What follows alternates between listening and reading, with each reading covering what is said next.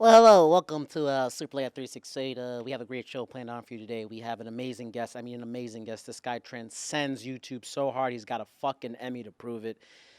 He's one of the best creators to ever do it in the game. He is the one and only, not Vsauce 1, 2. He's Vsauce fucking 3. It's Jake goddamn Roper coming in today.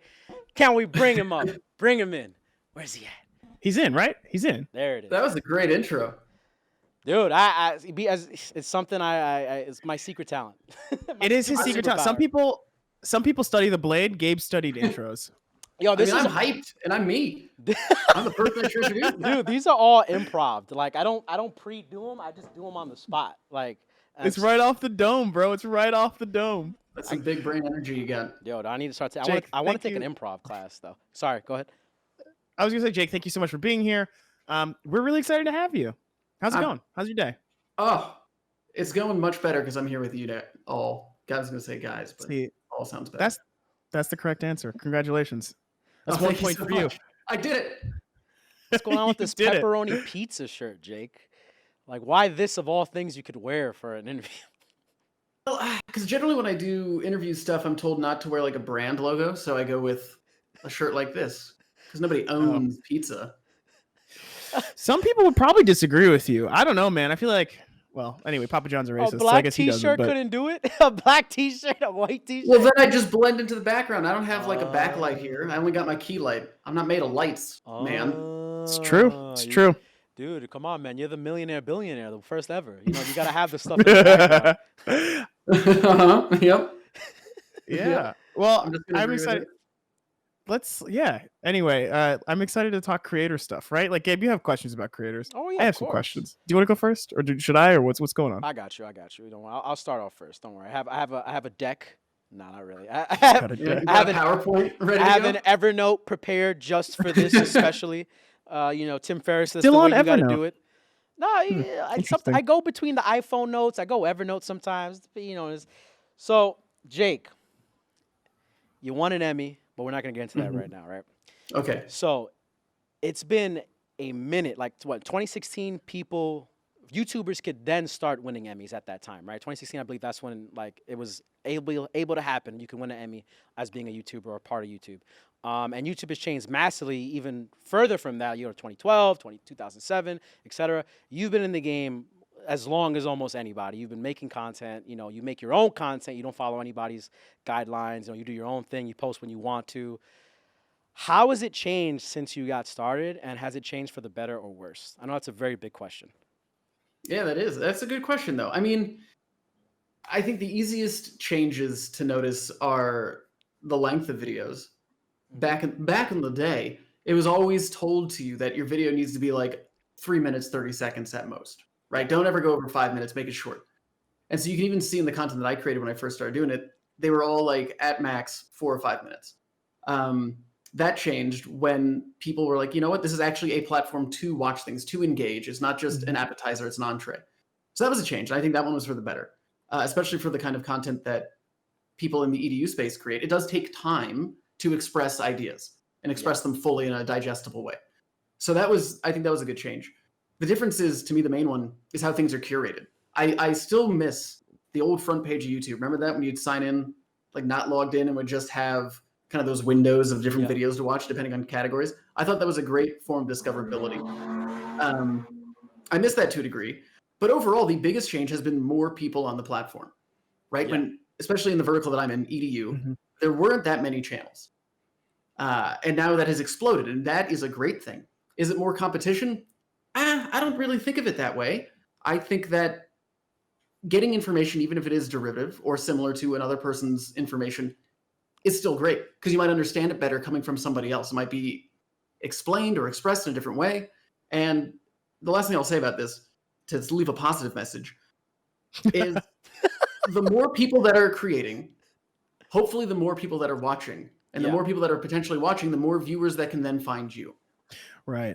A rising tide floats all boats is a thing that I actually believe in. Which is a rising audience lifts all creators. There you go. Hey, look at that.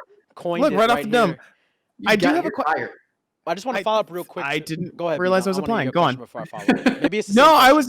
No, you go ahead and follow up because I was just going to ask about like Jake, your own beginnings in the space, but we can get to that in a second. Okay, so the follow-up question I want to ask you to that, because like that specific statement of there's more people watching now more than ever, right? Especially during this time, people at home, they got nothing to do. Sometimes they got to watch videos. And you look at a platform like YouTube and Twitch, where it's like Twitch, there's a lot of people streaming, but not enough people watching for like everybody to like get a a significant amount of viewership where they could like do it as a career. Do you still feel that in this current landscape, and so funny was this the current landscape, that YouTube is still the best place for you to make it as a creator or to be found as a creator? I would say that I don't think it's any more difficult than it was 10 years ago, regardless of the fact that there's more people on the platform. Because there will always be more people trying to create, and we'll encompass that under the format of art. There will always be more people trying to create art than there are people to view it. Maybe. I don't think that's true, though. There's always an audience for somebody. And that is the beauty of something like YouTube or Twitch. Like the kind of content that I create, it's education. That doesn't seem that wild. Growing up, how many educational shows did you watch? How many were available for you to watch? A lot. Not a lot. There were a few, yeah, but like you're right. Like I take your point. Like it's not as much as there is now.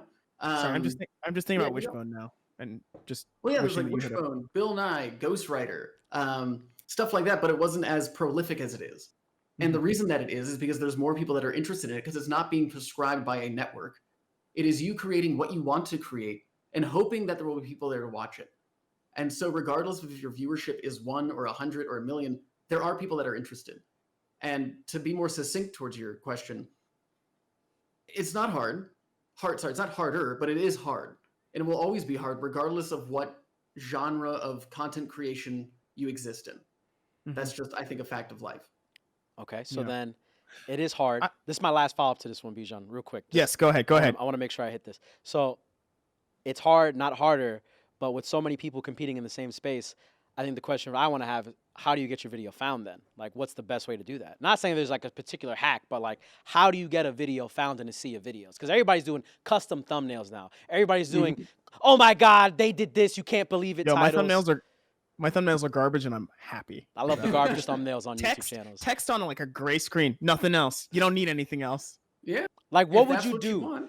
What would you do, Jake, today to get your video found? Because you have some fucking wild videos. Like, they're not like, they're crazy videos. They're big.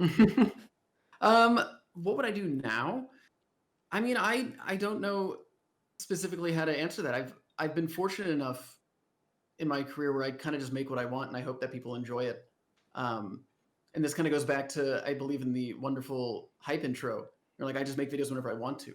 Is that the best strategy? Probably not, but it's one that I'm able to do, and doesn't mean that it's for everyone. So if I were to go back in time, I think that talking from my own experience, because that's the only experience I can talk about properly. My whole thing is people made science videos. There was people doing educational content. They were doing it better than I could because they were actually scientists and actually educators, and I'm not. I'm an entertainer. But what I could do that they couldn't is I could turn those scientific topics into a movie. And to me, that was the unique feature that I had, and that was what made me different than everybody else. So to boil that down, I think to make it, you need to have a differentiator. What is it that it can be similar to something else, but what is it that makes you unique and you special? And honing in on that. That makes sense. I do have a question. So why'd you start streaming on Twitch? Because I wanted to be like Pokimane. All right. There's a truthful answer. I mean, look at this. This is a thirst trap, if you've ever seen one. Oh, he's Somebody got a pizza shirt. Fretful Rex in chat says, look at that beautiful man. Look at this snack right here. Rex, Look at their jawline coming in. Yeah. Also, big shout to friend of the stream, Harris Heller, who's in the chat right now. Oh, it was good, Harris? Hi, Harris. We're going to play video games one day. I'm really apologize for being a terrible friend.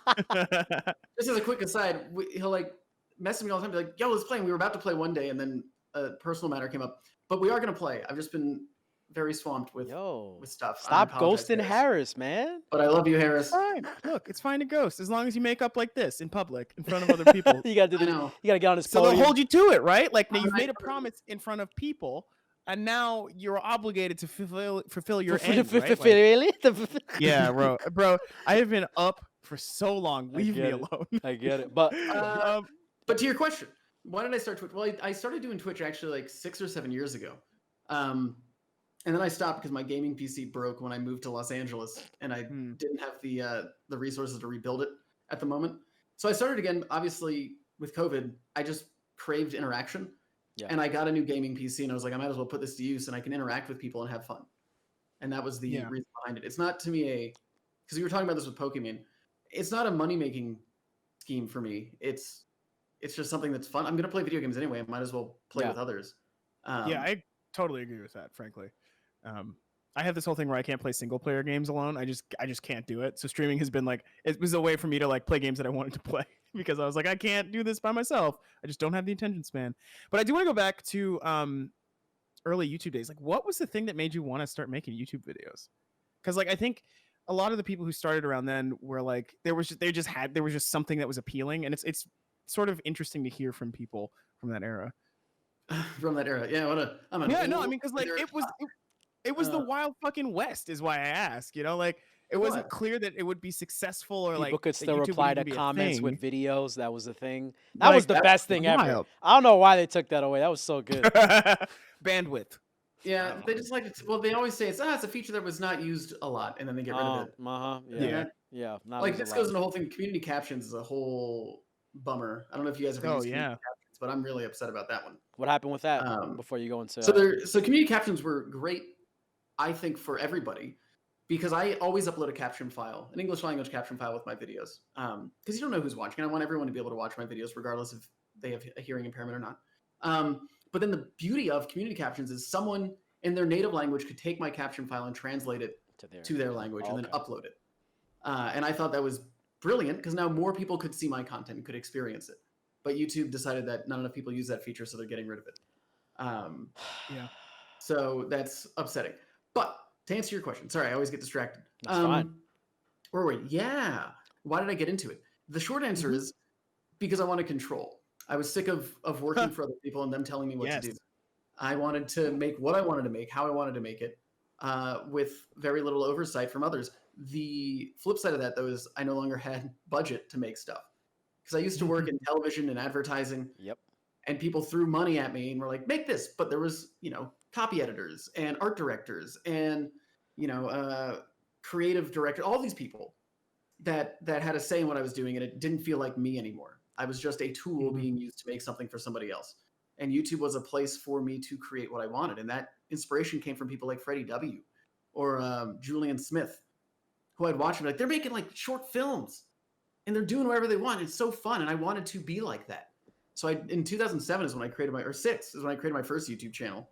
And it would just be my short films and I'd upload them. That channel's gone because of copyright strikes. RIP. But that's what got me into it. I wanted a place where I could just be me and express myself the way that I saw it. You know what's funny? Right now I'm on the Vsauce 3 channel, and of course I hit the oldest video on the channel. And horseshoe soccer player and more video game. What the fuck? That's literally the title. What were you thinking, if you could remember, when you made this video? Because this is drastically different than what you're producing now. Dude, well, go to Michael's channel, Vsauce 1. One of his first videos is called Mario Farts. And it's like a 30-second video of Mario farting. I would watch, yeah. And that's Vsauce. So Vsauce 1, let's start with that. Started as a video game comedy channel. Yeah, you go. Why Vsauce as a name? Oh, he asked the question. I have to know. It's obvious, man. He's a Vsauce 1 fan, bro. It's a meme, bro. It's because it came up in a random name generator, and it was an open URL that hadn't been taken by anybody. So Michael bought the URL, and that was the name. The other beauty of it, which maybe was an unintended consequence. Michael seems to think that it was on purpose, but that might have changed throughout history, is that it doesn't mean anything. That's brilliant. Actually, I like that. One other thing from the chat. Tyler Ray Alex says, do me a favor, let Jake know I'm watching, and if he messes up, I won't let him live it down. No pressure. You got great friends. I was about to deliver a message to you to tell Tyler, but he can hear me anyway. Tyler. Dude, you got some real friends in the chat there, man. Hyris, Tyler. I wonder who else is going to show up to try to flame you. Look, we'd love to see it. But to get back to the question, I was derailing. I'm sorry. Yeah, so the early videos, that's also what YouTube was to a degree. Again, it goes back to like short easy appetizer style content where you just watch it, then you forget about it, you never think about it again, it's gone. And then over time, like especially with Vsauce 3, we did video game WTFs, we did things like Apple Night, Game Loot, all these little shows. But what I really wanted to do, and this took me becoming comfortable with being in front of camera and having an audience to speak to, was I just got more confident. I'm just going to tell the stories that I want to tell. And I'm going to talk about the things that I'm interested in. Yeah. And hopefully people like it. And if they don't, that's unfortunate, but it's what I want to do. With those old videos you made back in the day, you think they would still kill it today if you put them out? 100% no. It's one of the reasons why also I stopped doing those series. I think like Game Loot I only stopped maybe 2 or 3 years ago, but it wasn't performing very well, which wasn't the reason I stopped doing it. I stopped doing it because it wasn't a challenge to me. It wasn't fun to make. It was easy. I wanted to push myself, and that it felt like work doing those. It didn't feel exciting or new. What was the video that was the turning point for you that said I don't want to do this anymore, and you want to do something different? I would say there was a few, but the one that sticks out in my mind is the video called Ghosts, which was one that I did where I actually had access to this beautiful set that Guillermo del Toro had made for Fudge. What was that movie called? The Gothic, Oh no, like Victorian one. I'm not very familiar with Guillermo del Toro's work. GDT. Crimson something. But Chat, anyway, that please one. help. Chat, please help. Chat, What save is it? him. Crimson something. Crimson Peak. Crimson Peak. Thank Yes. Thank you, So- Matthias. Thank you, Matthias. I love you. I was able to film on some of those sets. And that's when I was like, oh, great. I have access to this. Now I can make this cinematic vision that I've always wanted to do. And I made that. And I had impressed myself that I could actually do it. And I wanted to keep impressing myself. And that I think was the turning point where like, this is possible. I can do this. So then, Interesting. the video you made that I like separating from your current series that you have going on right now with the Could You Survive Movies X series, what was the most difficult video that you made that was the most satisfying? Or it could be just the most satisfying video you ever made. It doesn't have to be the most difficult one.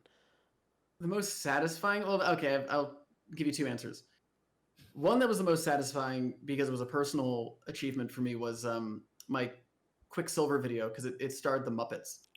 And that was a dream come true. That was good shit. 'Cause I That was love the good Muppets. stuff, bro. That was good stuff. That's just Grew up with the Muppets. can't top that. And like they let I got to direct the Muppets. I got to write a script, and the words that I had written were said by the Muppets, and that was, to me, I was like, oh my gosh, I can't believe it. But in overall, I think Could You Live Forever was a real challenge because that one was a co-pro with Showtime for their show Penny Dreadful. And as part of the deal, because let me just put this out there, I'm a terrible business person. They were like, hey, we'll give you money if you make a video for us. And I was like, instead of that, give me your crew and your set. And you don't have to pay me. Just give me Oh my god. And You that's what could've- I want. Okay. This is my big brain strategy- maneuver. Long-term strategy moves. is- Long-term moves. Well, that's the thing. I don't like short-term rewards. I like long-term ones. And to me, my calling card is my content. And if I want to create bigger, get bigger opportunities, make bigger things, I need to show that I can do it. And that to me was the purpose of it. I would rather make something that I'm incredibly proud of that I can hopefully show to people with money. Be like, look what I can do if given resources. That would hopefully pay out. So that to me was the most challenging because I had to work with, and they were in Ireland, and I was in New York at the time. So working with this crew and these production people, like, 8 hours, 9 hours ahead of me. And we spent about 4 or 5 months just working on like the production and going through my script and figuring out what we could and couldn't do and blah, blah, blah. That was really fun. And then I showed up. The next day we filmed. The next day we finished filming, and then I flew back to New York. That's insane. That's so cool. So that was really dope for me. The Muppets and Showtime. Cool. Yeah. For sure, dude. So then go ahead, Bijan. No, go on. No. I want. So I'm all about asking people who are good at creating things about creator advice because I feel like there's a lot out there and a lot of it's bad. So I will get to that in a second. But Gabe, I know you have more questions. Oh, okay, fine. All right. So, because like I'm noticing that like like for those people who might not know, like the way you're talking right now is very like film. Like you've worked in film, you worked on sets, you've done this, you've done that. You lived in New York City, which is a filmmaker's fucking dream at one point or another. For some reason, they want to live around the rats and the pizza. I don't know Beautiful why. city, bro. I know, Beautiful but city, bro. I know, but no room. No room, but you got your camera and a dream. Camera bro. and a dream, man. I'm gonna make it, bro. Hey, bro. Godfather was make it, shot bro. here, man. How did you get your start? Like, did you work as a PA, or like, how did you get into the entire aspect of like wanting to make movies and television? A passion of mine since I was a kid. We talk about creativity. I actually, full disclosure, I did another interview earlier today. So I'm like pre-prepped for a lot of these answers. Oh God! God He's damn, bro. fucking rinsing, But it's more repeating special us. when I do it with you. Oh you know? yeah, he's not. That's how you know he's from New York. He's fucking buttering the bagel right now. Get out of here. Yeah. Pick a bagel, baby. Anyway, I'm happy to be second. um, That's just the first well, place. you're first second. in my heart. So there There you go. Ever since I was a little lad, and creativity I think is an interesting thing because I don't believe that I am more creative than others. I think everybody is inherently creative. We all have ideas and fun ways of thinking about things. It's just that maybe some people haven't found a medium to express that just yet. I was fortunate in the schools that I went to and stuff like that, where I got to experience traditional art and photography and filmmaking and 3D animation, et cetera, et cetera. And I realized that I wasn't very good at anything besides film. But ever since a kid, like we used to have a VHS-C camera. Remember those with the tiny cassette that you put into a Yeah. VHS cassette to actually watch? And my brother, my dad, my mom, and I, we would remake our favorite movies. Like we remade Jurassic Park and Little Shop of Horrors and actually Cats before they made the movie Cats. No. We were You heard it OG here Cats. first, folks. OG Cats. Mr. Mistopheles, right here. And I just always loved it. And I've always loved filmmaking. So, I went to New York Film Academy when I was 16. I did a summer program there. And that changed my life. And this is what I fell in love with New York because it was dirty. It was gritty. It was sweaty. It was the summer. You wanted and I it, loved right? it. The BO. Because I was like, this is difficult. And living in New York isn't easy unless you're incredibly wealthy. Yeah. And I liked that. I liked that I felt like garbage. Everyone treated me like garbage. It was great. It was awesome. But This makes sense to me, bro. I agree with him. Sounds good. But yeah, so I found my passion for film. Went to the School of Visual Arts in New York after I graduated high school and was like, God, I really hope this is what I want to do because I don't want to have to go back to college. And it kind of worked out. What was the So, film yeah. from your Good. childhood that you loved the most? Film from my childhood? Yeah. This is a weird one, but Total Recall. What? Okay. That's your childhood film? Like this is 7-year-old Jake Total Recall? Okay. Oh yeah, dude. I'll I take remember because this is back, when you used to record movies off the TV onto your VHS or onto your VCR. And I didn't know what it was. My grandma was babysitting me. I was probably 6 or something. I just put it in. I was like, this looks bigger. The intro scared the living daylights out of me when the masks break and their eyes bulge out. But I loved it because it was so creative and so fun. Stuff like that. Horror movies, Child's Play always stuck with me. I remember watching that when I was 6. And that one scared me too. But I think the thing I loved about those movies, and even if I couldn't articulate it then, was that it takes control of you. And that's the beauty, the power of film, is that if you're in a movie, especially horror movies, it makes you scared, it makes you cry, it makes you laugh. You have fun, and for an hour and a half, that film owns you. Someone is in control of your emotions for an hour and a half. And I loved that power in a weird way, because I thought that was so exciting. It was like a roller coaster in the safety of your home. Following up That on, is a far more eloquent answer than I expected. I know, it was very deep. It was very deep. deep shit. So using, Total Recall or Arnold Schwarzenegger, I want to bring this. I had this conversation with one of my best friends recently. We were talking about best movie sequel, and the movies I go to for my 1 and 2. Aliens. Aliens is good. For my 1 and 2, I go between Toy Story 2 and Terminator 2 as the best sequels to ever do it. There's no fat on those movies. I want to know what's your guys' sequels. Well, I think Bijan told what the sequel is. Aliens, bro. Yeah. That shit Aliens slaps. Well, Aliens is an interesting one too because we actually just rewatched Aliens recently, and it's so good because it is so different than the first one. Yeah, where the first one can still be a fantastic thriller horror movie, and Aliens is a fantastic action film. Terminator 2's classic, Godfather 2 obviously. Come on, yeah. Child's Play 2 I think is substantially better than Child's Play. Really? Not that Child's Play the first one is bad, but I think Child's Play 2 really nails it. and like who Chucky is, the horror, the gore, the practical Mm-hmm. effects, dope. Were you ever What scared of else would there Chucky? be?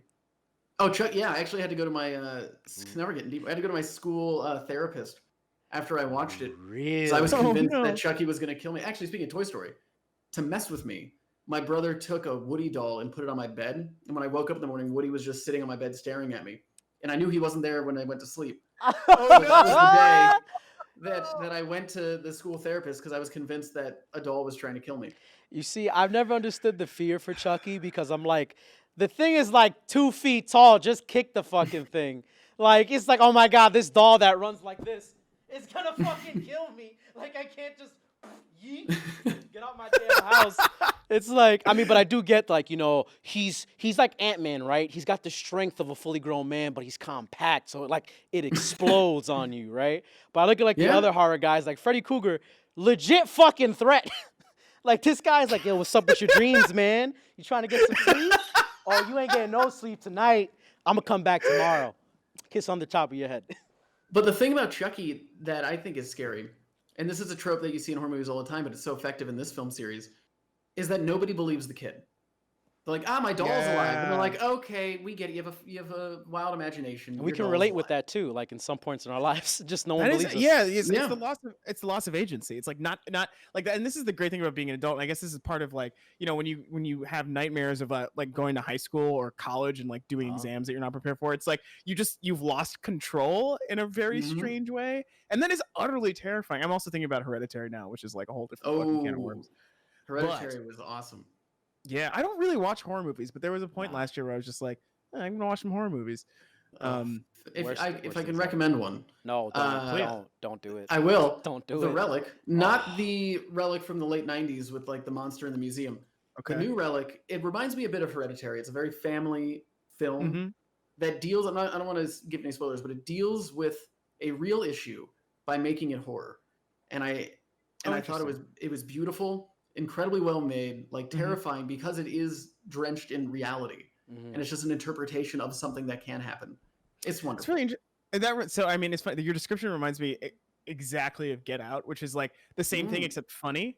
Like I feel like it was like it had all the tropes of the horror movie of horror movies, but it like went sideways on every single one of them in this way that I thought was really interesting because like again, it's like how do you talk about race in America? Well, you have a character that says I would have voted for Obama for a third time, who's also like psychically enslaving black people. Like, love to see it. But yeah, I mean, I don't know. I feel like the last horror movie I actually watched was Raw, which was Raw's good.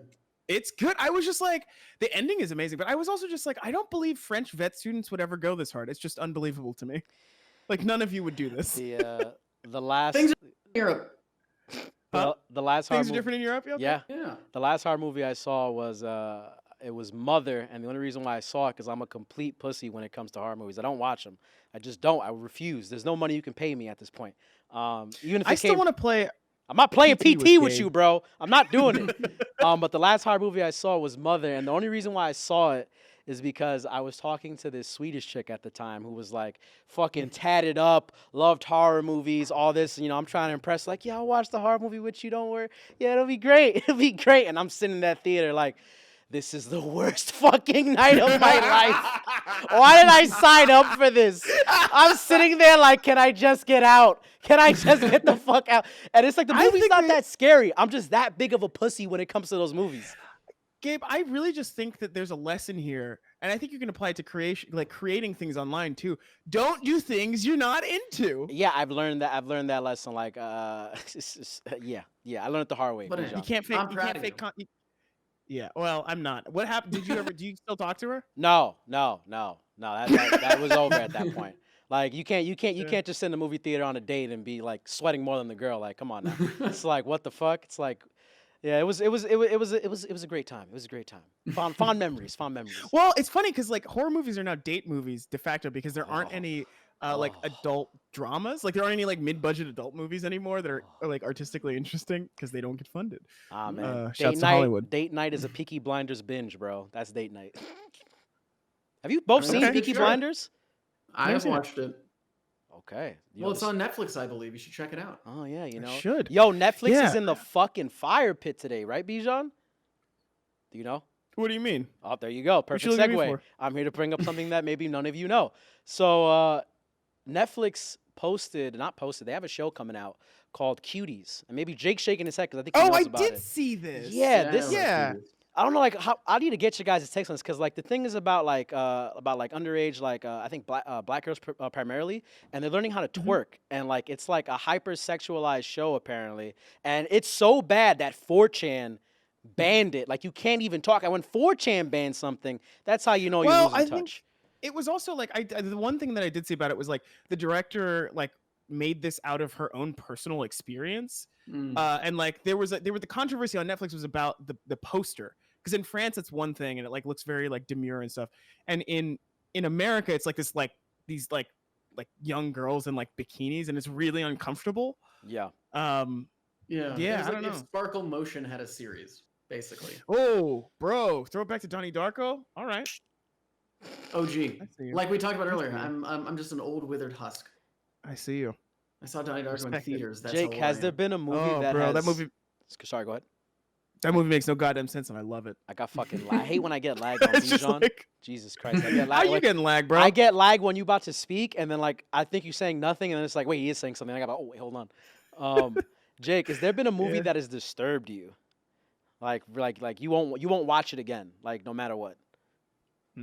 Uh, Human Centipede. no, Human Centipede was very disappointing. I remember I saw that at IFC Center in New York opening night. I was so pumped and I was so disappointed. I mean, it's just the concept that's shocking. The execution, like, what are you going to go they for? hyped it up and I was like, yeah, I'm gonna be throwing up in the aisle, and I was like, this. Yeah.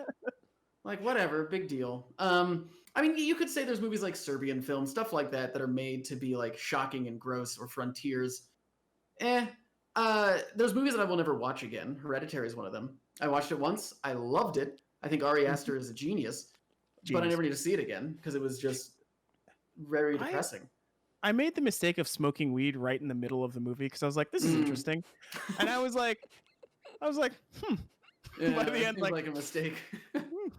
when she's like on the wall, I was like, okay, we're here now.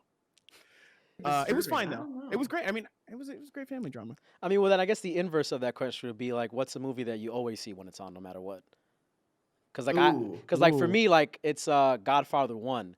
Like, and I always put Godfather 1 on when I'm like cleaning my room or some shit, and it's the worst decision ever. A New York answer. That is like it's just Bro, unbelievably, in the like- beginning, when fucking Clemence's sitting there going, Bully! More wine! And it's just like the fucking. It's great. It's great. I never clean my room. Eating your rice balls and just watching Godfather. Yo, it's like right when Vito gets shot, that's how I know they got me in the movie. Like I sit down, I have to watch now. I stop cleaning and it's over. Anyway, go Yeah, ahead, you're Jake. eating your bodega sub and you're like, yeah. I would say Heathers is one that I will always watch when it's on. Oh, okay. What's that I movie? love I've never Heathers. seen that. What's that one? Heathers is a fantastic film from the late 80s starring Christian Slater and Winona Ryder. And it's dope. I mean, it couldn't be made now. 100% can never be made now. Why is that? But basically, they just start killing students at their school that they don't like and making them look like it's a suicide. But it's so subversive, and it is such a good parody of like the John Hughes style high school films. I love it. Okay. And it's so self-aware. It's one of my favorite films. I actually wrote, I think, my AP abstract art paper on that film. I used to watch it every single week in high school, not because I was like gonna do anything bad, but it was. This is the thing that inspires me in life: is watching something that makes me feel bad about myself because I couldn't create it and I didn't create it. Those are my favorite kinds of pieces of media, and Heathers was one of the first memories I have of feeling bad that I didn't make that. Wow, getting deep. Interesting.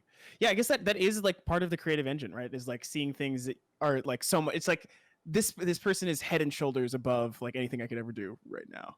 Yeah, I find it inspiring. It's very inspiring. It also is very depressing at times. Like whenever I read like a really good writer, I'm like, time to give up, throw in the towel. It's all good.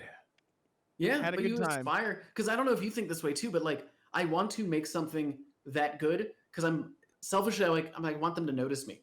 Like But maybe if I also, make like- something that good, they'll know that I exist. Well, the other thing is like you also think that you're good enough to make the thing that is that good, which is the thing that follows behind that thought.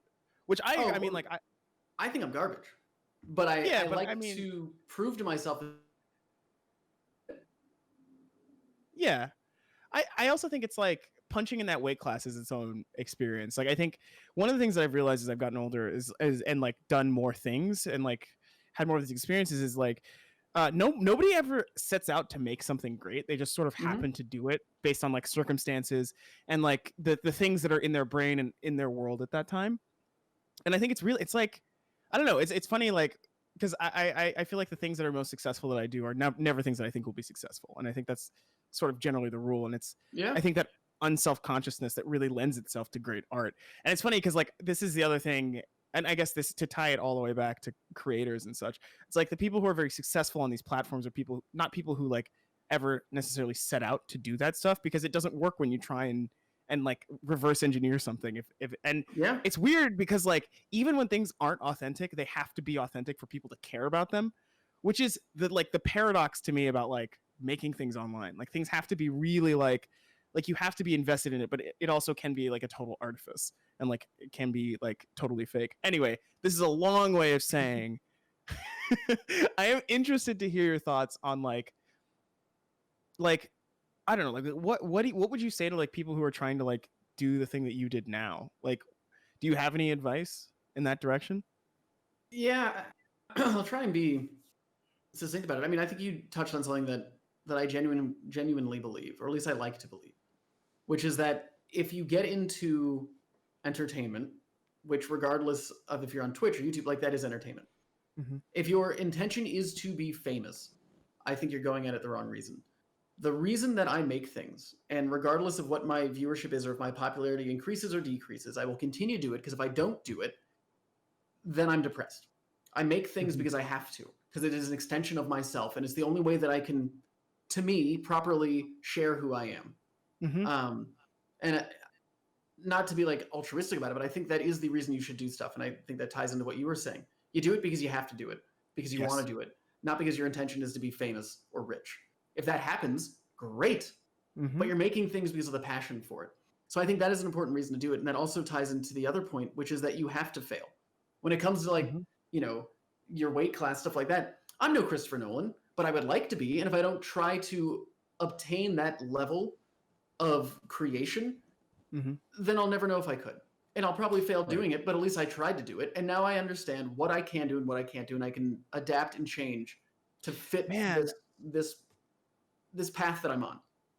who was it? Was it Ira Glass that was saying like there's the thing about like talent and experience or whatever is like there's a gap between the thing that you can see, the things that you can see and the things that you can do, and like getting better is just closing the gap between those two things.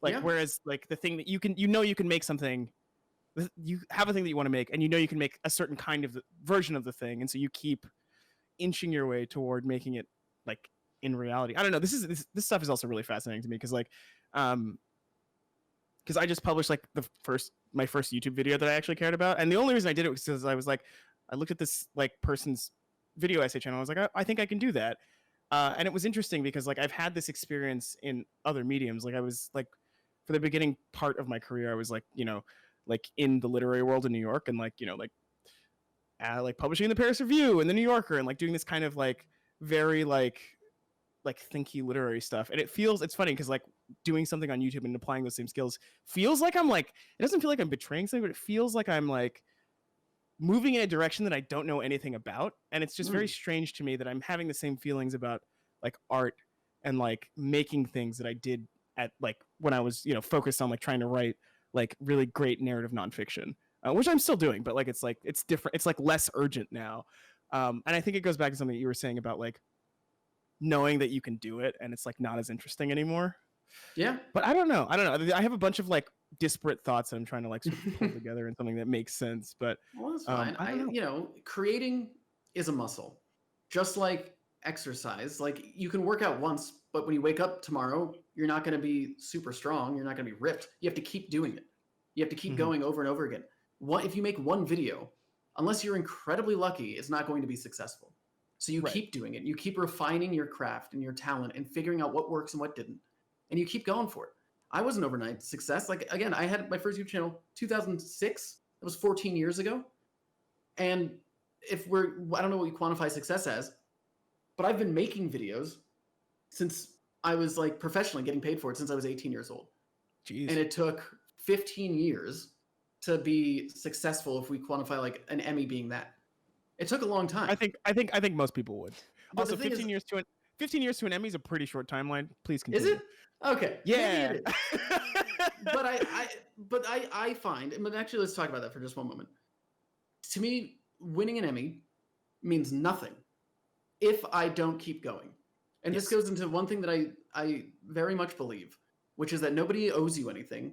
You don't deserve anything. And no one's going to come give you an opportunity. You have to work for it. One thing that was said to me in film school the very first day, and I remember that vividly, our teacher was like, only 2 of you are actually going to make it doing what you want to do in film. Out of the entire, not just your class, but the entire program at the school, only 2 of you will actually make it. And I knew that I was not the most talented. There's many people who were much better at writing, editing, shooting, directing than I was. But the thing that I thought I could do better was that I could work harder than everybody else. Mm-hmm. And that was the thing that one of my friends, who's a wonderful fashion photographer now, told me early on was you have to put in time. You just got to keep putting in time. It doesn't matter how successful you think you are, how other people think you are. If you stop working, then everything that you've done doesn't matter. You're only as good as your next project. It's true. And I very much believe that. So Big mood. Big fucking mood. I wanted to ask you because you were talking about like how creativity, it's like working out. You always have to do it in some state to keep it going. And besides making videos, are there any ways that you go about like working out your creativity? Because creativity can come in many different ways, like out of nowhere, really. It could be happening when you're in the shower and you're just singing a fucking diddly and like, oh, that's a great video idea, da da da. Or like, I remember I got into this exercise recently from Seth Godin, I think, or was it Altitude? Where I think it was Altitude, where he likes to like write down 10 ideas every day about something random in a notepad, and that's how he's always like working his idea muscle and getting weird about it. And I've noticed like that's made me like come up with weird ideas out of nowhere for things. And I'm like, oh yeah, it's kind of funny how that comes in, and et cetera, et cetera. So it's long response. Long question. Do you have anything that you do outside of film that stimulates your creativity, or you feel there's that? Do you paint? Yes. Do you do? Yeah, I like to just watch some Bob Ross. Oh, and really? Hell yeah. Paint some. No, I tried doing that as a kid and I was terrible at it. For me, and this fits in with what I do professionally. I consume a lot of media, be it movies or TV shows or reading books, reading comics. Just consuming media helps inspire me because there'll always be an interesting question that I then want answered. I'll watch something like, but what would happen if? And then I go explore it. Another thing, as you guys know, right before we started the show, I exercised. Peloton. Quick little Peloton. Yeah, he had me dying off camera. He added 3 years to my life. But I love it because one thing I do a lot is just the ones where like there's nobody talking and I'll just listen to music, and generally lyricless music, and I just think, and it's a really great way to get out stress and just to think. And music to me is the mainstay that I always have. Whenever I come up with an idea for one of my videos, it's through music. I'll just be listening to a music library that we use. And I do that every day. I'll listen to a music library for about 30 minutes and just listen to random songs until it inspires me. It gives me a visual in my mind of what kind of story I could tell. And then that inspires me to research and make a video. The painting begins at the music level. But everyone's different. I was talking different, to David Sedaris. I had the opportunity to chat with him for a while. Casual. And we were discussing like creativity and if you have to force yourself to be creative, because he's prolific, right? And I was like, what do you do to keep writing? Do you ever find writer's block? And he doesn't, which I think is very fortunate. He just writes in a journal every single day. Yeah. Every day he writes in a journal. Regardless of if he has anything to talk about, he just writes. And he has journals upon journals upon journals upon journals. And I would love to get into that, but I can't do that. I'm not as... Yeah. That isn't part of what my cadence is in terms of creativity. Yeah. But I thought that was very interesting that he literally just always has a journal. It's interesting that you the other thing... Go ahead, Bijan. The other way to think about writer's block specifically is that it is just a professional failing. If you're doing it for a job, that means you're just not doing your job. Yeah. Which means... Yeah, like there's two things like when you guys both bring that up, and you specifically, Jake, there's a book called The War of Art, and it's the guy who wrote The Gates of Fire, and he was like pretty much like breaking down how people go about, like, you should treat what you do as a job no matter what it is, and just Mm. show up. Like, even if you're like not, if you're a writer, because he's written a whole bunch of books, show up to the desk with the pen and just sit at the fucking desk with the pen, even if you don't write anything, because Important. it's the act of you doing it, because so many things require emotion and action in order to actually trigger it. And he was like, that's how he gets the muse, which is like the whole spiritual part about the book. It comes to those who show up. And if you're just waiting for the muse to pop up, then it's probably not going to happen as often as you think it's going to happen. And that This is segues. also go on. That just segues to another person that you may know because of your relationship with the space and Casey, Tom Sachs, great Yeah. artist. He one of his comments were not comments but quotes was like, creativity is the enemy. And it's in like his 10 bullets, which is just like, don't be fucking creative in the studio. Listen, everything is lined up for you to do. Just do this and do that. And that's all you have to do. Like, creativity is a joke. And you should never, like, people say, creative. Don't fucking, don't focus about being creative. Just do the thing. And that's it. And whatever. Sorry. It made me think about No. that. No, it's funny because I also think part of the thing about like part of being two things. Part of being a good artist is like being a part of your community. So I'm interested in to hear like the kind of community on YouTube that you keep. Secondly, I think the other thing, this is another thought about like creativity, and like it's really interesting to me to hear about other people's creative lifestyles, because like even if they're not like, it doesn't work for you, it might like, it always like jogs something in my brain to be like, oh, this is the thing that I like to do is like this thing. It's like, I don't know, like I listen to music or like watch television, or like I do something, I consume a different form of media and metabolize it. I'm like, oh, I can use this fuel now instead of just sort of like, producing things. But I'm curious about your community on YouTube. Like, who are the creators that you look up to? Who are the creators that you sort of like started out looking up to, and what does that look like? I just want to say this real quick. Mm. I deleted all the questions I had for Jake on my phone by pressing M, and all the things were highlighted. We're going wild, boys. Oh, wait. Shake it. Gabe, shake it. Does that Shake work it in and then hit Evernote? undo. Does that work in Evernote? Yeah. That's a shortcut. Oh no. Hit undo. Oh no, I can't find undo. Anyway, I'll figure it out. You guys Oh. keep going, Jake. It's fine. Okay. Well, the last thing I actually want to say about the creativity part is, and it sounds so simple when said out loud, but it's difficult to do in practice, is that the hardest part about starting is starting, right? Yeah. Isn't And that the fucking truth? before we began this, I've been like working on this video forever, but I keep getting distracted with like business things and not creative.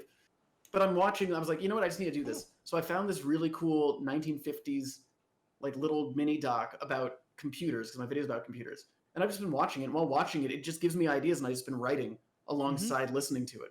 And that has been that motivation that I needed. It's like, oh, that sparked this idea. And what about this question? Like, I want to find out more about that. But you just have to start. Just put a pen to paper or whatever medium you want to use and just do it. And the process is a lot easier after that. But when it comes to community, I mean, I like to think that I have a lot of different kinds of creators that are friends of mine. It's not just educational ones, because I consume a lot of YouTube. I think that's the best way to learn and to grow on the platform, is to see what other people are doing. I also want to know separately what's the best way to consume YouTube. But please continue. I would say by watching it. Thank you, 2 times Thank speed you, Jake Roper. with captions. That's our bro. show. 2 times speed with captions. I found it out today. We were watching Pokemon's apology video on the computer. Zoom put captions on. I told her 2 times speed. I'm like, wow, that's fat brain right there. Sorry. Anyway, I interrupted. Please go on.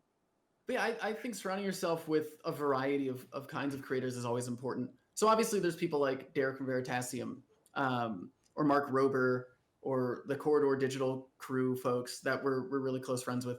But I'm like really good friends with Ian or iDubbbz, or Ethan and Gila from H3H3. And I think that's fun. So those are all our friends. Besides that, we try to foster community. One thing that's really important for us at Vsauce, not to like toot our own horns too much, but is helping others, people that we actually like and respect. Because I watch a lot of channels. They're not necessarily big, but like I enjoy their content.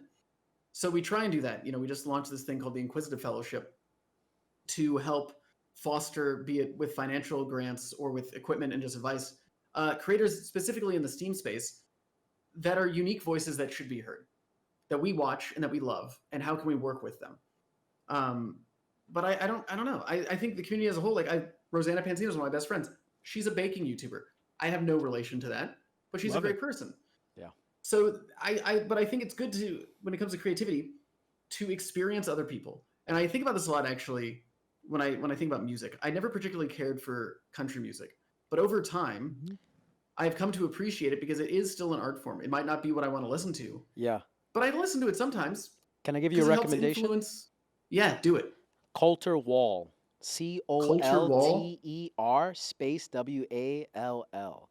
Coulter Wall. This guy is Yeah, let me like write this down. 23, but He's writing it down right now. he's got the voice of a guy who's like 98 years old, Johnny Wall. Cash. Oh, Yo, there is. wait, yes. He's like he blew up on YouTube, right? Kind of. May not be the same person, but I mean, I don't know if he really did blow up on YouTube. I just found him watching Actually- Jason Momoa's video. So I think actually, one guy. if you want like I don't have a country recommendation, but I do have a profile of a country star recommendation. You know Hank Williams, obviously. Mhm. So there's a third. There's like Hank Williams Jr. and then Hank Williams the third. There's a profile in GQ from I want to say it's like the early 2000s of this guy, and it is one of the greatest things I've ever read about music and like about sort of creativity and what it means to like hold on, like to be under the weight of this gigantic legacy and also be as good as the man Hank Williams. But yeah, I don't know. Country music was hard for me too until I listened to the blues and I was like, oh, I get it now. You just gotta find that the was right country music. You gotta find the one about the guy I mean- riding his horse and shooting somebody's kneecaps out, not the I mean, look, not this the my horse shorty come home, and not that stuff. Nah, you need the real gritty No. Saskatchewan, tobacco have you, spitting. I mean, Gabe, you should listen to more Delta blues. It's Delta just blues. the saddest shit. The saddest shit I in the know. world. I listen to all types of music, man. I enjoy it all. Anyway, I know. Here's the thing. I don't think you should, when it comes to any of that kind of stuff, art, movies, books, I tend to, and this happened with age, I think, but I'm very less dismissive than I was when I was younger, where I think there is something that you can appreciate and learn from, regardless of if it is up your alley or not. You can still use that as inspiration. And it helps like inform what you do like and why you don't like things. Yeah, and I think that's knowing what you don't like is just as important as knowing what you do like. that's true. It's like Yeah. got to be able to separate the wheat from the chaff, my friends. Gabe, do you remember any of the other questions? that Oh you yeah, had? of course. I'm letting you go, baby. I'm prepped. I said, man, I remember all these questions. Why am I sweating? Since we are on the topic of storytelling, movies, creativity, like I said earlier, we're gonna get into it. You fucking won a goddamn Emmy. As much as you want to act like it's not a big deal, you're one of the chosen people to touch the gold. Next is an Oscar on your freaking run. Don't downplay it, Jake. All right, No, Golden Globe Tony too. next. Come Tony on. next, then Emmy. Golden Globe. forget the Globes. All the awards, right? And you got it for your amazing show. Would you survive, or could you survive the movie? Sorry for that. It's so good. It's all right. Your It's notes are honestly- gone. It's fine. I wanted to ask you, Yo. and you probably already answered this, right? It's like, where'd you come up with this idea, and who approached who? Because YouTube bought this show, right? And they're pretty much producing it. It's on YouTube's budget essentially. Like, who reached out to who, and like what? Like, how did this become a thing? Did you need YouTube to do this, or could you have done it without them?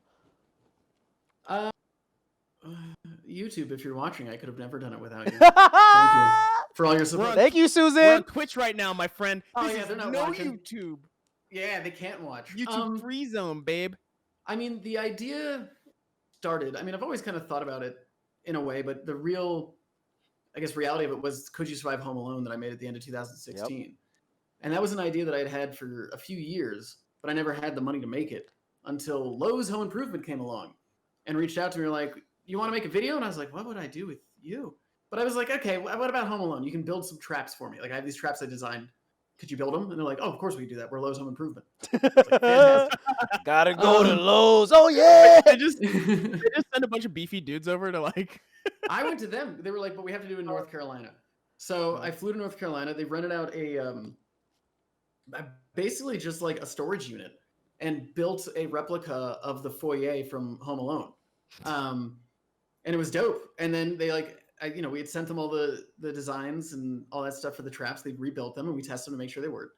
But I love, that's like my side note. That's my favorite kind of brand to work with, is because they were like, you don't have to like talk about Lowe's. Just make something cool. We just want to be associated with it. Yeah. That's what we want. And I was That's like, real. "You're my That's favorite real brand. shit Thank you right so there. much." That's also smart marketing. Come on.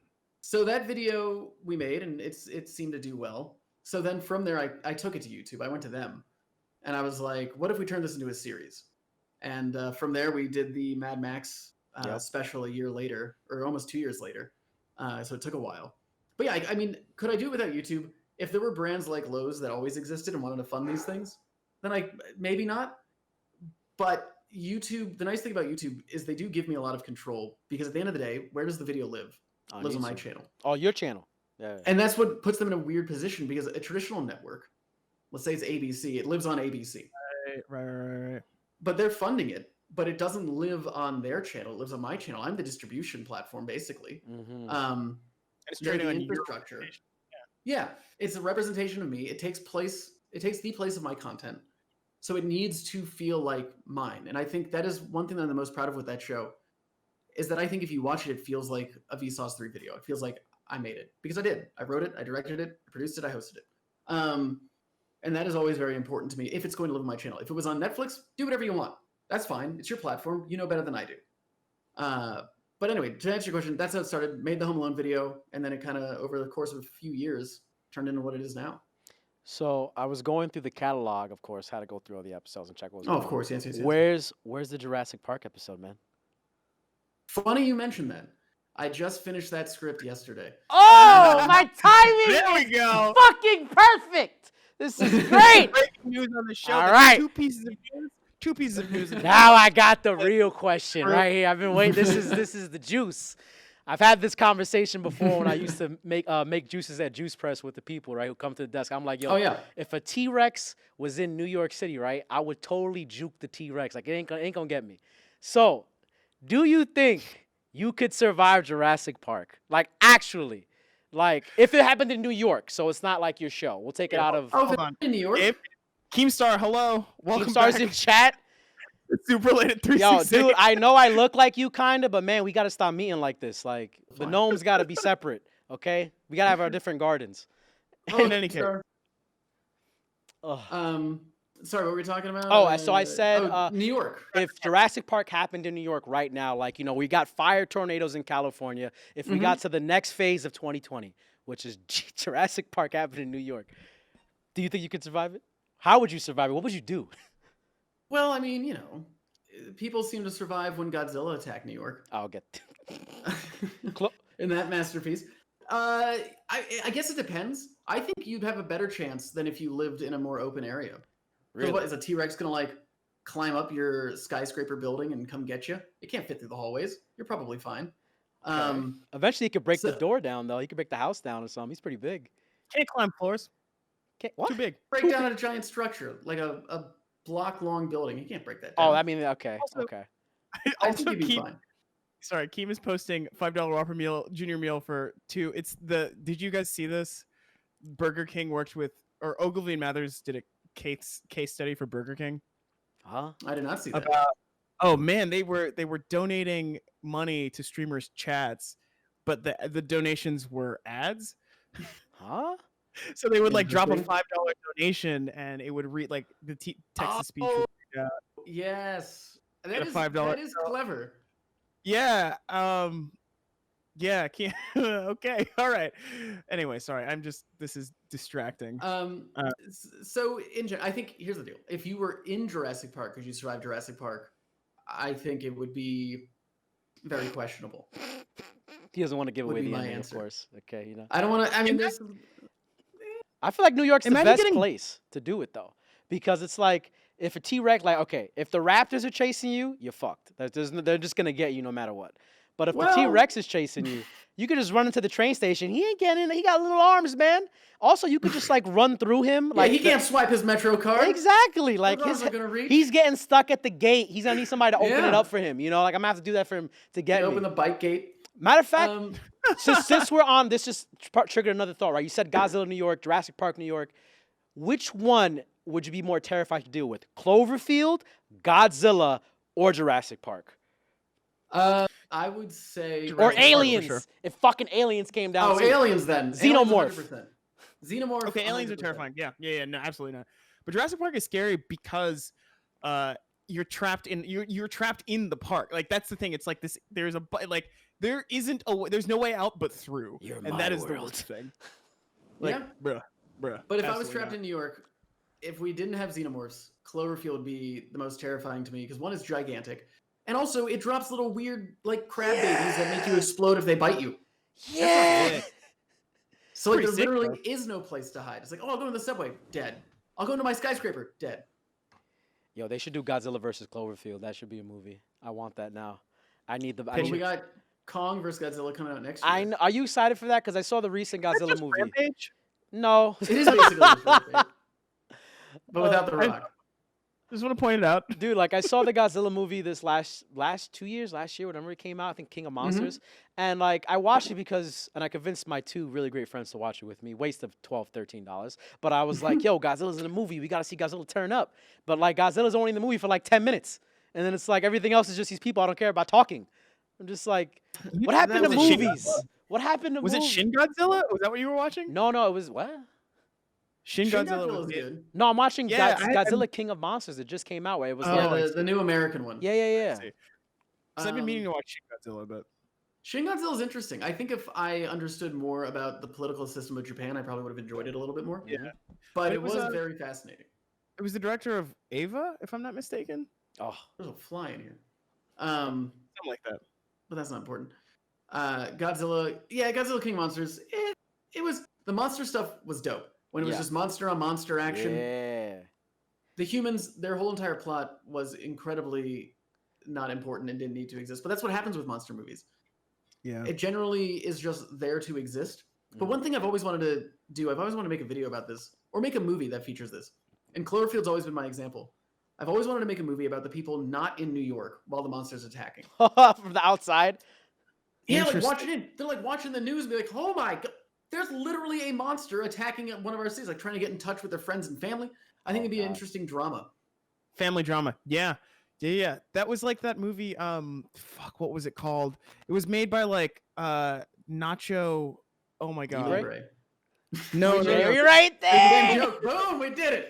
There's a filmmaker whose first name is Nacho, and I cannot remember, but they made this amazing film, this amazing monster movie with like fucking what's her name, Anne Hathaway. Yes, I know. It's just one word. It's so good, Yeah, that one was really interesting.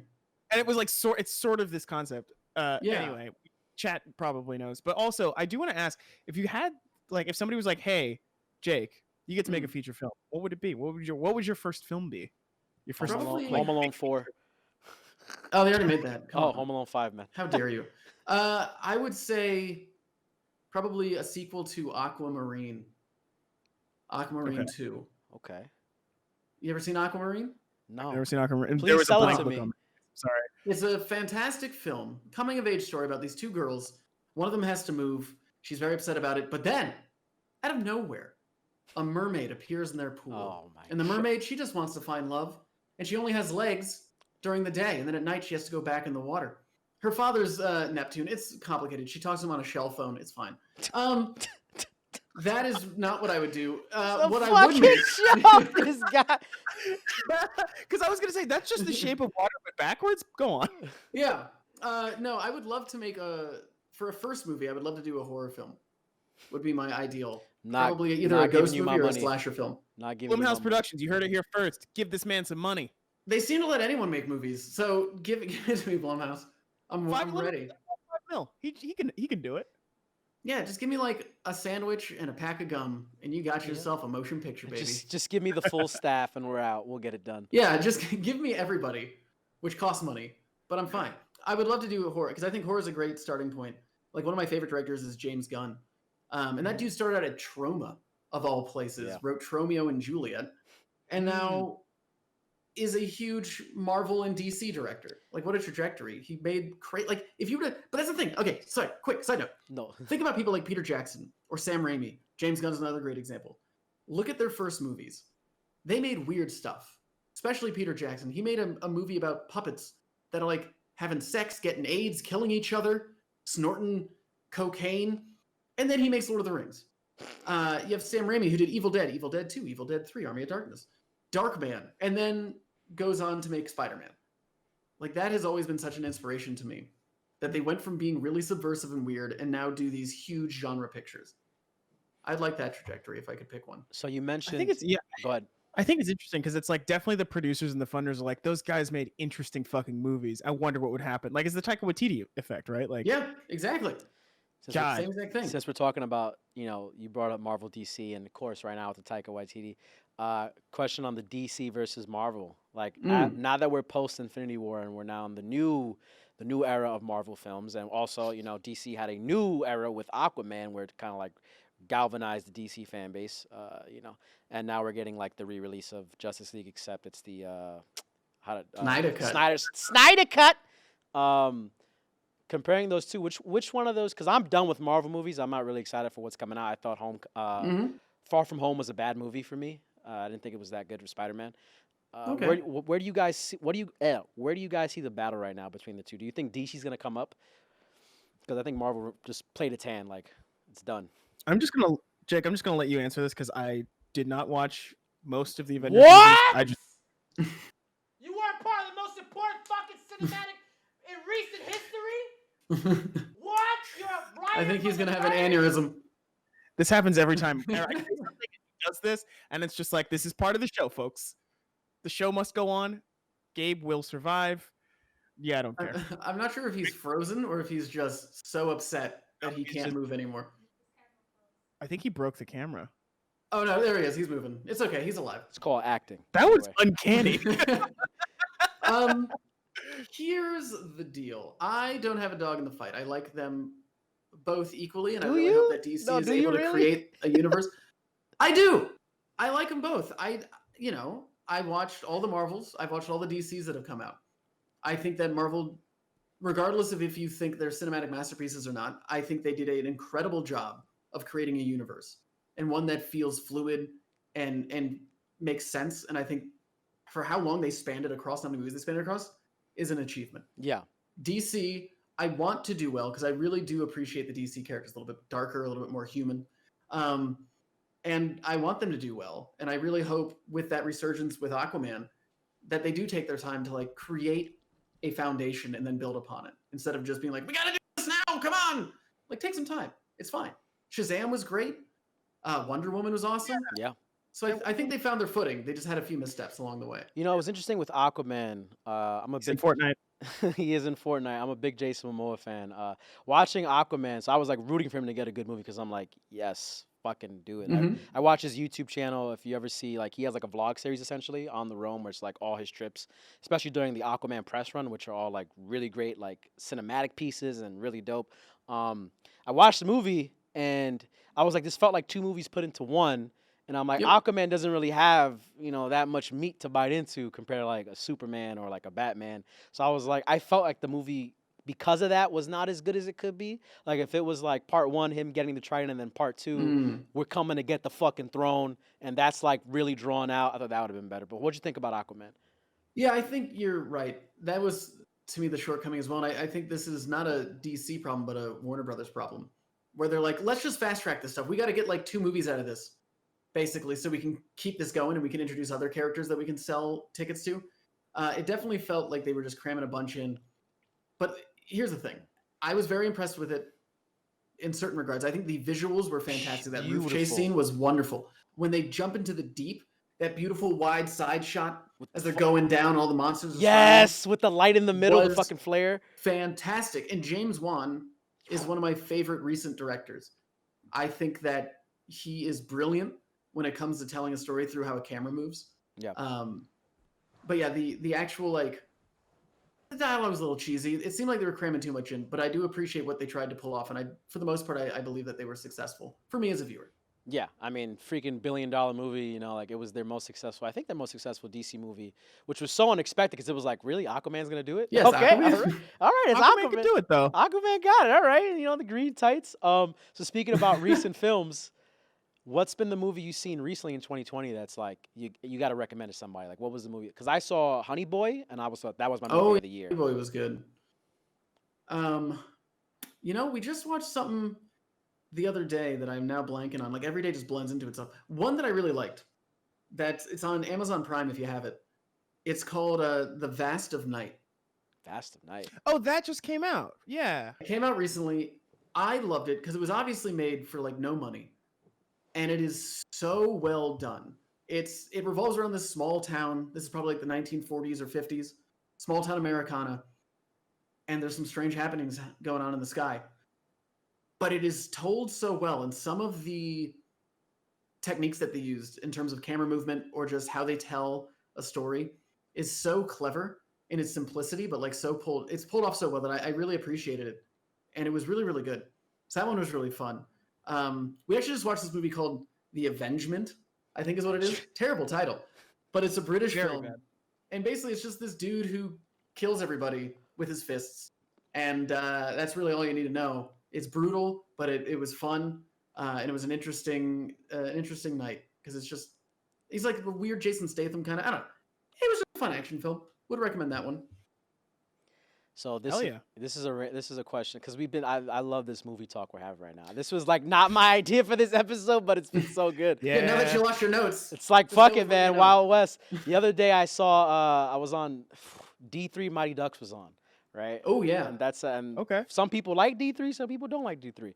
But you know, going back to the video you made, Could You Survive Home Alone? And Home Alone is fucking one of the biggest kids movies ever. I'm not gonna say Could You Survive Mighty Ducks? That's not happening. Mighty Ducks or Home Alone? What do you think is like the #1 kids movie made for like kids, preteens, coming of age story, dealing with shenanigans? Well, I would say I'm not for a gonna s- coming of age story. I'm not gonna Sorry? say those. I'm not gonna say those that Mighty Ducks and Home Alone are in the same category. I was just using that as like. I would say I think as a coming of age story and learning a lesson, Mighty Ducks fulfills that much more than Home Alone. Mhm. Because I guess the lesson that Kevin McAllister learned is that having family around is not terrible.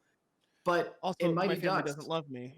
yeah, it's like but Mighty Ducks, not only do the kids learn to like themselves and like each other, but also Coach Bombay learns that he actually has ability and has skill, and he starts believing in himself. So it's not only fun for kids, but fun for adults that are down on their luck. However, when it comes to a video that I wanted to make, I've always actually wanted to do the knuckle puck. Is that what they call it? Yeah, Mighty the Ducks knuckle 2. puck. It's knuckle I've always puck wanted to time. do that and see like what would actually happen to you if you were hit By with a a knuckle puck puck. traveling at such a speed that it could literally imprint into your hand. Oh my god, this guy's going full fucking science right now. What would you need to do that if in your head? What would you need to do that? To I'd make probably something- need to build a machine that could. I mean, it might just be like literally a pressure chamber, like a potato cannon or something, that could shoot the puck. Because basically, I'd have to watch the movie, then go frame by frame. Luckily, I have the software where I can track the trajectory of an object and also its relative velocity. What is this? So I could like see how fast it's moving through the frame, and then judge its speed, its velocity, and then be like, okay, so we know it weighs this much. We know it's traveling at this speed. So if it were to hit you, and then you kind of have to reverse a little bit. It's like, okay, because it might be in the film when they hit it, it actually might be a lot slower than what it would take for something to imprint in your hand. So then I might have to just go by that and be like, we've seen the final result. So then how fast would it have to go to imprint into the human body? mm-hmm. And then set the PSI to equal that and shoot it at something. Set the PSI to stun. I do have a question for you. How did you get into making science videos? Because like do you have a background in science? Like I'm just curious because like I think there is like a lot of science communication now online, and that's like that wasn't a thing really like more than like I mean we were literally just talking about this, but like it's interesting because yeah I don't know. So I'm curious, like, what's your background in science? How'd you get into making science videos? Because science is hard, man. Like, it's not. Yeah, it is, but that's what makes it a fun challenge, right? I actually got into an argument with a woman at VidCon like 5 years ago or something about this, where she was very disappointed in what I did. She actually wasn't at VidCon for VidCon. She was just in Anaheim for like vacation with the guy she was seeing. Who vacations in Anaheim? I guess there's Disney there. This very angry person who was very upset when she overheard that I made science videos. And I was like, the reason that I do it is that science should be accessible to everybody. But if you have to read a scientific journal, it is a huge endeavor, huge turnoff. Yeah, because it's just filled with a bunch of jargon. It's not exciting. And what I do, and I couldn't do it without those science journals, without researchers actually doing the work, is try and make it digestible. Because I tend to believe this. I don't tend to. I do believe this. That everybody is smart. They just might not have the greatest vocabulary. So you have to talk to a person as you would, like we're talking now. You need to communicate in that way so it's understandable to others. Now, why did I get into it? When I was in high school, I wasn't a very good student until I discovered really my passion for making movies. And I was very fortunate because I would just start turning in papers as films instead, because that was how I could express my understanding of the topic or of the assignment. And luckily, my school was kind enough to be like, okay, we'll accept this as your paper. And Sure. that kind of gave me this inspiration, like, oh, I can do a much better job when I talk about this through the power of video. I'm just going to keep doing that. And when it came to YouTube, kind of like I said earlier, I found that there are people that are a lot smarter than I am, but nobody was doing it in the style that I could do because of my passion for film. Mhm. So that I was like, people make movies about horror films, people make romantic films. I want to make science films because that is an untapped genre, and I could kind of own that and help form what that looks like. I would definitely watch a Jake Roper sci-fi film, but no, part of the other reason I ask is because like I have a degree in biology and like I know a bunch of like science communicators, and it's just funny because like the things that you're doing are it's like very high level, like very interesting, very high level stuff that is actually entertaining, and it's like, oh, this is like I can see how hard it is to do, which is why I'm interested in how it began. Well, everything's exciting. It just has to be portrayed in a way that makes sense. Like, and that's what I love. You can read an abstract and you're like, okay, I get that. But then you read the full paper, you're like, what the heck is happening? I don't understand anything. What words are they saying? Why is it so boring sounding? I skip to the discussion sections because usually they talk better words than. Well, that's the thing. Then it's made like, you're a regular human being. Here's what this means. And that's a large part of our job is like, how do we express information in a way that people can understand? And the example that I used before, and I'll use it again, is it's like talking to a friend at a bar. And I think that is the point I need to get to be able to make a video, is if I can talk to you about it without having to look anything up and you will perfectly understand what I said, then I know the topic and I know the subject and I can make a video about it. That's teaching, babe. This man's PowerPoint strength is hard. He can give a PowerPoint. High level. This dude is S-tier big. decks. He's like, he never looks at it. They say, yo, have a little list of your bullet points. I don't even got those. Don't worry, I know the topic. Side question, Jake. Yeah, hit me. So, I heard you starting OnlyFans. Oh, man, I said I didn't want to talk about that. Yes, I am. No. my OnlyFans, it's going to be like lewds, not nudes. Oh. Just lewds. Oh. The first set, actually, you're probably already subscribed, but if you're not, just to give you a little taste, a little sub up. Little appy. There you go, My first photo series is me as Buffalo Bill from Oh. I'm like, oh. This is content. Yeah. I'd love to see it. The reason why I bring it up is because yes. The reason why I bring it up is because OnlyFans has gotten really, really popular during COVID. It's been a place people can make money doing very interesting things. It's not just lewd; it's other things you can get there. Recently, Cardi B got an OnlyFans, which I was like, okay. And then it was marketing, but I like it. They're doing what they're doing. It seems like they're trying to go legit, trying to not be a cam site, I guess, which you would call it. Do you think that OnlyFans is gonna be a strong player as a platform people can grow audiences? I know it's like a random thing. Why not? Why not? I don't see why not. How do you do it? Gabe, we've had this conversation many times before. No, go on, please.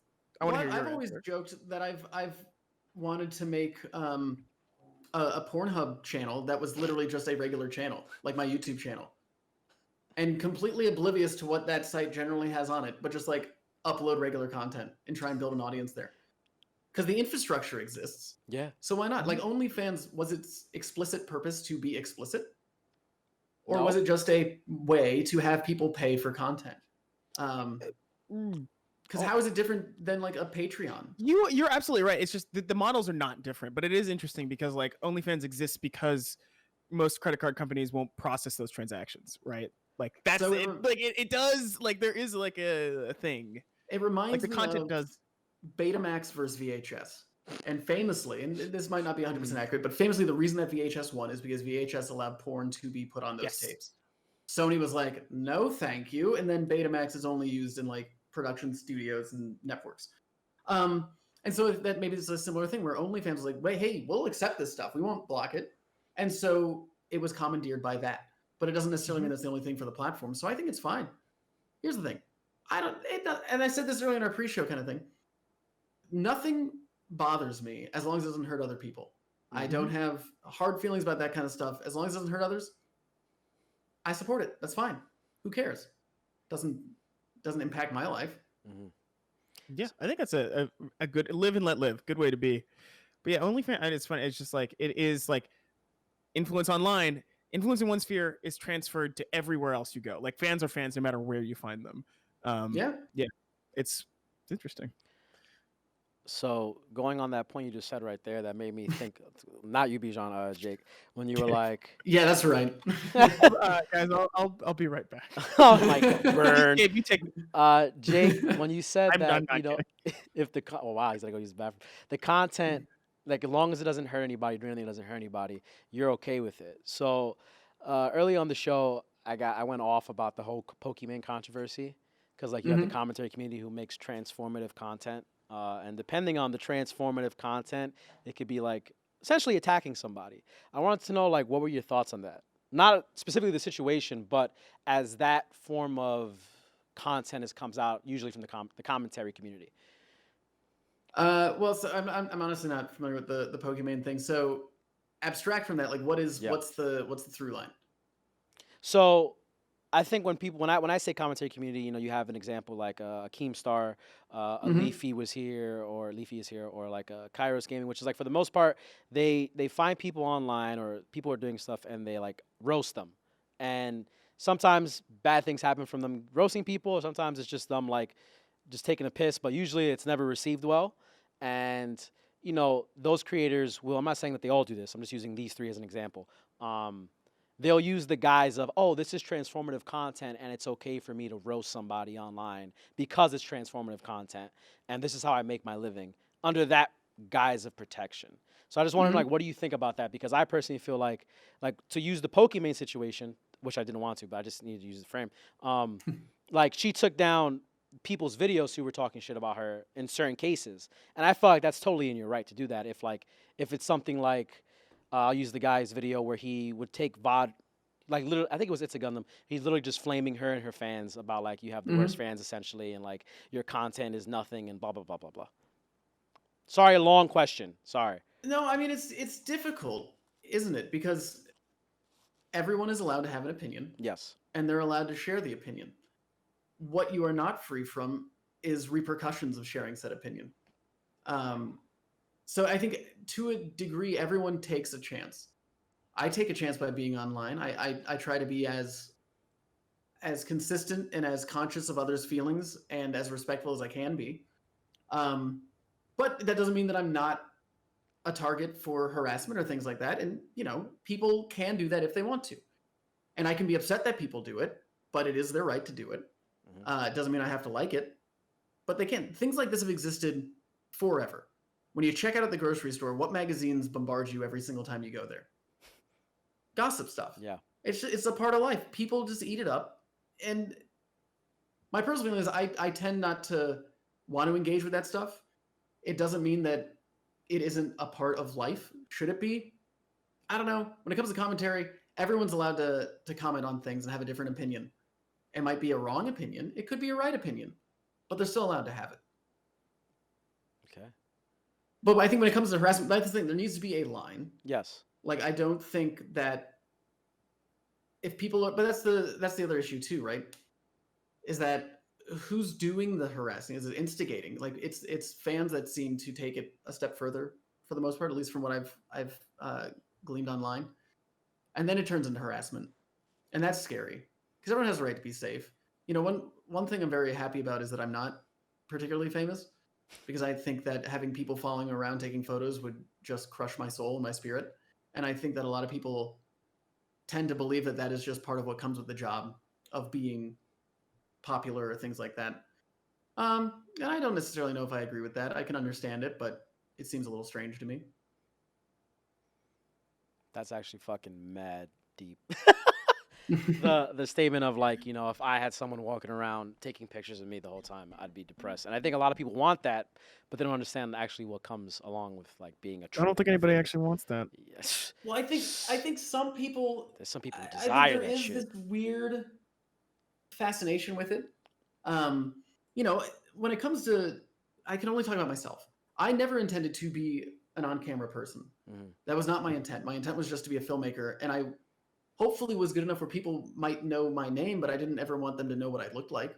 Mhm. You know, if Sam Raimi walked down the street, I wouldn't know that was Sam Raimi because I don't know what he looks like. I love his movies. I know his name, but I love his art. And I've always wanted people just to like me for the things that I create, not for me as a human being. That's the connection that I want with people. And I think when it comes to this kind of stuff, we're talking about paparazzi or gossip, I want the conversation to be around the art that I create, not the person that I am. I mean, I hope I'm a good person, but I want my art. It's like people are like, I dress like garbage because I don't care what I look like. I don't care if you Yeah. judge me by this. I want you to judge me by what I have made. That is what I want to be judged upon. But that's just me. No, that's fucking great. It's tough. That's good. It's tough. I'm trying to think if I have anything else. Damn. Yeah, Jake, I'm out of questions. I think you fucking This dropped the is- mic on the last bit. Yeah, Well, bro. Fuck. Because I got dinner waiting for All me. right, so you know Oh. what? We won't take up any more of your time then. I mean, dude, you've been fucking amazing. This was fantastic. No, Yeah. well, thank you so much for having me. This was very enjoyable. Thank you. Come back anytime. We're around. Anytime? Anytime? Anytime. Anytime? Anytime. Wink, Anytime. wink. Never again. We don't like you. Da, da, da, da, da, da. Oh, okay. So I We got- guess we're gonna start. Bijan, Huh? we got to get, since he said that, we got to get him and Harris on so they can reconcile their relationship 100%. Oh yeah. at the same Fight. time. We'll fight. Fight. How about this? Hang it Fall out Guys- in the game. Fall Guys. Fall Fall Guys? Guys squad. 4-man? Squad. Yes. Done. Four-man Fall Guys. Let's do it. I'm stretching because I'm Four-man Fall tired. Guys. It's also the name of my band. Oh, wow. It's like a ska band. It's experimental. You'll see. Mine's actually called Fallout Guys. It's different. Oh, no. Oh, Oh, no. fuck, Please, guys, I like please, it. please Yeah, take right? us out. Yeah, there you Please go. don't say I that. actually watched a Hoobastank music video for the first time today for the As reason. one does. It's Yes. shit slaps. Shit slaps. This is like a gem heist. Fucking amazing. Jake, before we go, Yes. one of the last things we do is we ask our guests to pick someone to raid. So after the stream is done, so who would you like to raid? Anyone come to mind? Well, I mean, they need to be streaming, don't they? Yeah, they need to be sure. I assumed that you had the chat open, but I guess look, I'm just assuming a lot here about your life. You know You know what who's they say about streaming, and assumptions? this person doesn't know me at all and doesn't know that I exist. But Oh, you this is know, perfect. Jonah Vasquez, the guy who created Invader Zim and Johnny Hamilton and Yeah. Squee and stuff like that. Yeah. He's streaming right now. Oh, So fuck it. fuck yeah! All right, Let's go. So do you What- need his name? I need Yes. his name. Yes, we need the All name. right, it is. You ready? I'll put it on Are you- Discord. Oh, you went to your keyboard. It was so far I away. went Oh, to my wait. keyboard. It's look how far I have to go. It's done? Oh, wait, you got it? All right, it is JHNENVEE.